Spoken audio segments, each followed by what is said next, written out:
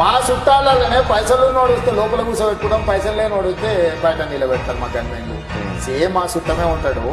నేనని కాదు, మా లాంటి వాళ్ళు చాలా మంది కలుస్తలేడు సార్. మేము రేవంత్ రెడ్డి పటేల్ వాళ్ళ ఊరోళ్ళం సార్. మా మేనమామ ఆ పటేల్ కూడా కలిసి చెప్పిండు సార్. మా పిల్లది ఉద్యోగం పోయింది, కొడుకుది తల్లిది పోయింది. పటేల 6 నెలల నుంచి తిరుగుతున్నా సార్ నేను.